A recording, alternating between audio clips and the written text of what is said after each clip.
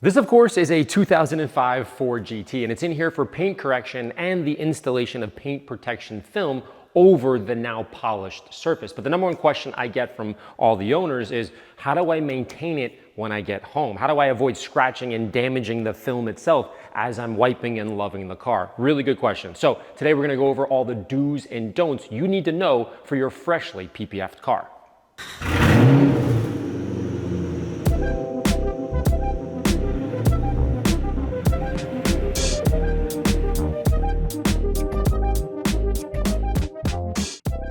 If you're unfamiliar, paint protection film, or PPF, actually traces its roots back to the US military during the Vietnam War, when helicopter rotor blades needed a lightweight, transparent shield against shrapnel and debris. Made from a tough urethane material, PPF is both flexible and self-healing, meaning light scratches and swirls can literally disappear with a little bit of heat. The easiest way to think about it is to compare it to clear screen protectors on your iPhone, let's say. But instead of saving the glass or your phone from the scratches, this one's defending your car from paint rock chips, from bird droppings, from UV rays, anything that could affect the clear coat or the paint itself. This is the barrier in between that. Although PPF is designed to be removed and replaced if damaged, it can last for years if maintained properly. Now, before we get into the maintenance and the do's and don'ts, we need to first talk about a few misunderstandings or misconceptions that most owners have about their PPF. The first one is that it's impenetrable. If you see, as I'm peeling this off the backing, it's relatively thin, it's strong, but the goal here is to absorb the impact. Now, if you're driving behind somebody and a couple of rocks are kicking up, lots of sand, that kind of thing, and you're at 60 miles an hour or whatever, that's what I call buckshot. Lots of little thin things. You see it on tons of cars where you're just burning off the front of your bumper because you're driving it every single day or whatever, right? That's what this is really designed for.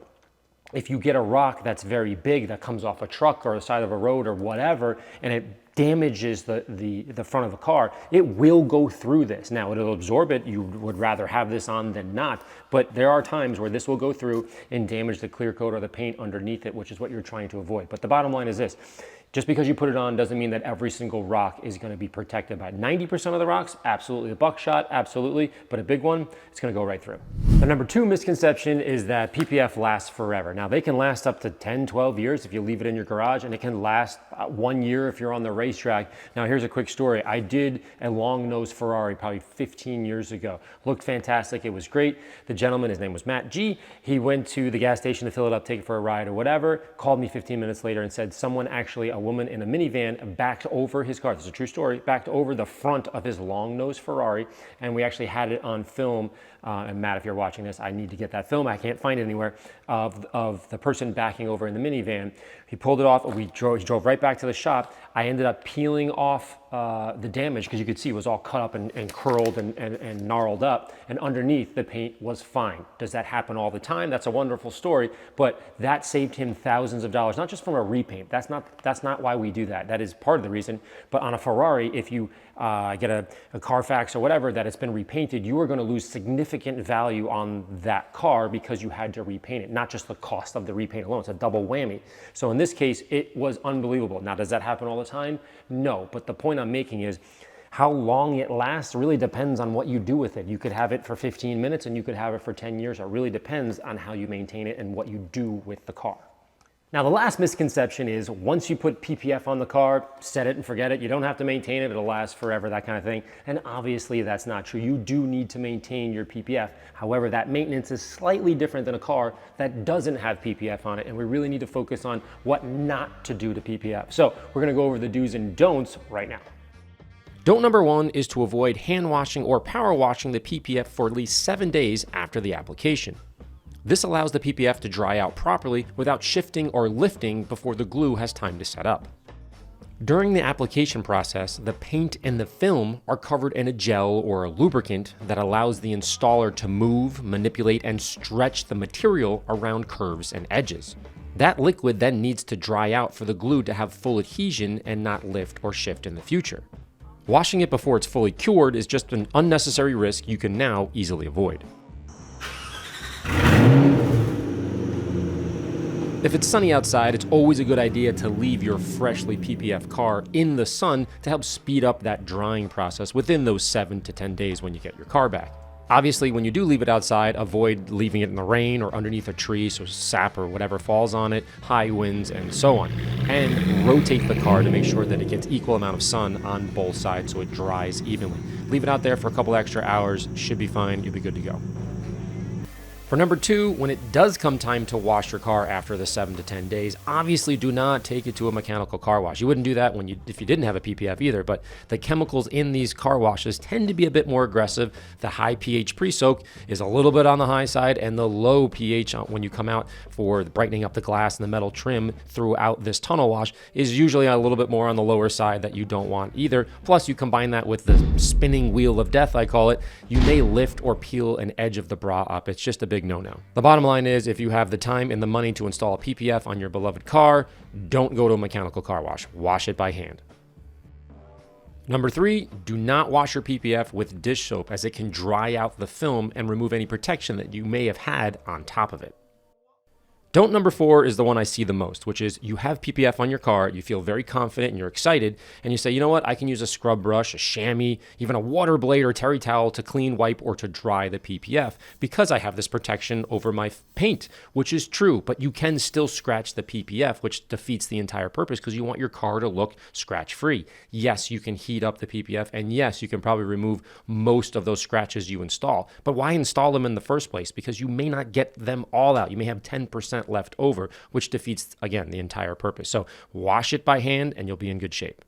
Don't allow any dead bugs or bird poo to remain on the surface of the film for any longer than it needs to be, meaning after your drive, wipe it off immediately because it will etch the paint. Specifically, the front bumper, that's where you get the most bugs. Bugs tend to be acidic in nature, and they just slowly etch through the front of your film, and you can't get that out without heating it up potentially or polishing it. So the best thing you can do after the drive, wash the front of your car immediately. Do not let the bugs sit there for any longer than necessary.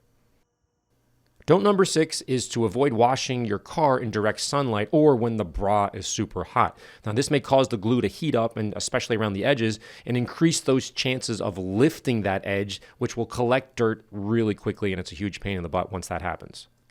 Plus, washing in the sun is just not great for any non-filmed car either because the soap dries out along with the lubrication. So not a good idea when you're washing your car. Always do it out of direct sunlight and make sure that bra stays as cool as possible.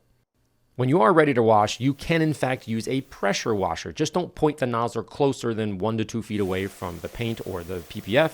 Stick with a 40-degree sprayer nozzle. You don't want anything any sharper. You don't need sniper for this particular type of setup because you're going to have hopefully a coating on your car. This is going to be very easy to just rinse away all the contamination or the dirt. Plus, you want to stay below 1,000 to about 1,200 PSI at most, and you should be good to go using a pressure washer on your PPF. Now, traditionally, this one's always been a hard no, and of course I'm talking about polishing clear bra, but as things have advanced, meaning the film and the glue underneath, it's sort of like a yes and a no situation. So I would say no if you are someone who's never really polished before and you're sort of getting into it. Not a good place to start. If you're a prosumer or a professional, yes, you can polish it. When would you polish clear bra? Typically, I do that a lot when there's sap or bird droppings. Bird droppings have acid in it, and they tend to sort of etch the film, and that's a good thing versus etching your actual paint. So, and the idea is you can remove it and put a new one on, but a lot of times I'll go, you know what, I'll take a shot at it. It's been sitting here a long time. There's a bird poo stain, and for the most part, probably 70 to 80% of the time, I can polish that out. The other time I polish is, let's say this clear bra is on and everything is perfect, and he comes back in a couple years and he wants to reapply a coating to it, and there's some spots that have coating and some spots that maybe wore down faster than others, the top versus the bottom. I'll go in and I'll polish off everything, meaning all the old coating, and I'll reinstall a coating on top of the PPF. That's typically the 2 times that I, as a professional, polish PPF. The mission or the goal with polishing PPF, if you decide to do it, is to use a foam pad like I have here. I have a very, very light polish. This is exfoliate. I'm gonna have a separate video on this, but you're gonna use it on speed 3, 3.5, lots of arm movement. Why are we doing that? The goal is to not put too much heat into the bottom of the film that makes the glue detach from the paint underneath it. So if you get too crazy with it, if you stay in one area and you're too fast or you're using a wool cutting pad, you could have a tendency to lift an edge or to lift the film from the surface of the paint as well. So keep all of that in mind. It is a little bit on the tricky side, but I would say this isn't necessarily a don't anymore. This is a do if you know what you're doing, but for the most part, put a protection on it and you're good to go. Now, when it comes to using clay on PPF, yes, you can do it, but I'm putting this down as a don't. And the reason why is I prefer to lightly polish any contamination or sap or whatever that may be on the PPF that you would normally use a clay bar for, instead of using that clay bar, which tends to put little scratches in there because of the uneven pressure of your fingers. Yes, you can use a clay mitt in larger areas. That's okay. But I prefer to use a light polish with a foam pad. Why? Because it still removes the contamination. It doesn't generate those scratches in the process. And then what you get when you're done is the contamination gone and the clear bar looks a little bit brighter, a little bit more resilient afterwards. So you get the same effect without the negative sides of using clay on it. So I go for polishing instead of using clay when it's necessary. Don't number 8 is to avoid misusing compressed air. Now, a lot of times people use that just to blow out the seams and the mirrors and the lights, and that totally makes sense on a non-broad car. On a broad car, you have to be a little bit more cautious. I'm not telling you not to use compressed air. I'm saying be conscious of when you do use it, that you're not really close to the paint. You could blow up an edge. When you blow up an edge and you lift that up, what happens is dirt gets trapped underneath it, and then as you lay it down again, it just doesn't ever stick. So I do recommend using compressed air, warm air blower, that kind of thing after you dry with hydrate and a towel as you normally would a car that doesn't have PPF on it. But when you get into those seams, cracks, and crevices, use compressed air. Just be a little bit further away than you normally would and make sure you keep that pressure down. Lastly, for PPF don't number 9, that's tackling the larger issues that come with PPFs, either the bubbles or maybe a lifting edge like this or this one over here. If you tackle that yourself, you tend to put more issues, cause more problems to the PPF than just going back to the professional who installed it. Now, I will give a little bit of a disclaimer here. Installing PPF for all these years, I've sort of come to this weird analogy of it's like going to surgery. You have surgery and you get stitches and you got to get the stitches out. It's kind of like a two-part process. Now, that is a loose analogy, but my point here is, let's say randomly it takes me about 7 days to do a full PPF. I'm just picking that number.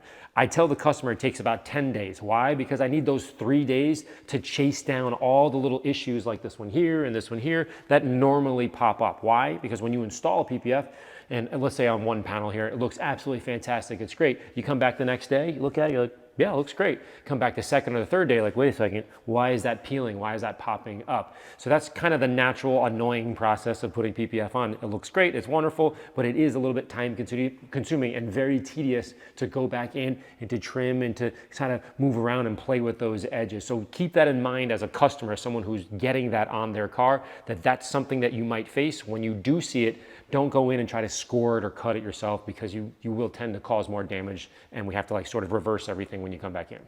Okay, now that we got the don'ts out of the way, the do's, they're pretty simple. For number 1, if you take away anything from this video, is to recognize that once you put a PPF on your car, once you put this film over every painted surface or maybe just the nose or just the bumper, that then therefore doesn't give you the right to be lazy because you have a film on it. It's actually quite the opposite.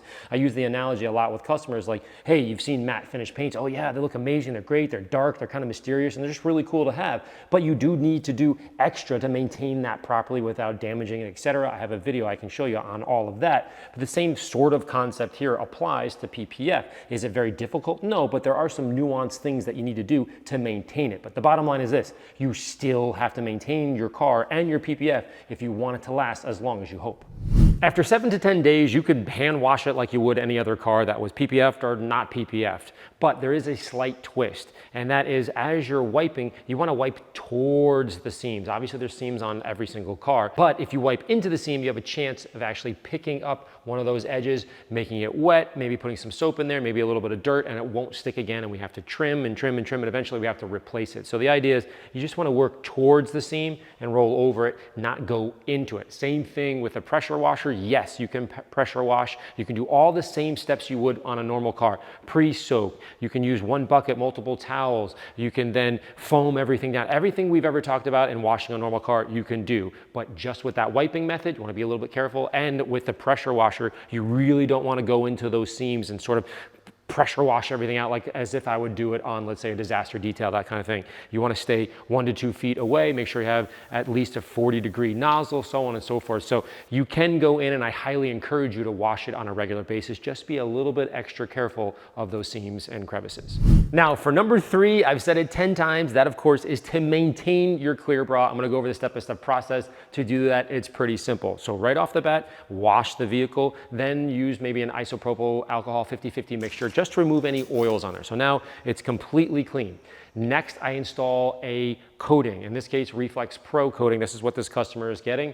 And the reason I do that is for a couple of different things. One, right off the bat, you can hear that it's grippy, it's plasticky, that makes sense, it's a film, and we wanna make that slicker. And the reason we wanna make that slicker is twofold. One, not just from touching it, you don't wanna do that, but it is gonna feel slicker. But when you're cleaning it in the future, it's gonna be much easier to do that. So, and when I cleaned it after I put the coating on, you know, pre-foam everything, let the soap sort of gently carry away all the dirt, and then go in and power wash it. The car's gonna be 90–95% clean at that point because you have this super hydrophobic, super slick coating on top of your protection, i.e. the PPF. The other thing you want to think about is this, meaning PPF, is impact protection, like we talked about behind a car and buckshot, that kind of thing. Okay, cool, but it's not really chemical protection. So if a bird poo or sap or whatever goes on there, it's going to etch it pretty quickly. So it's a good idea to have a coating to protect against those other things that isn't necessarily impact protection. Hopefully that makes sense.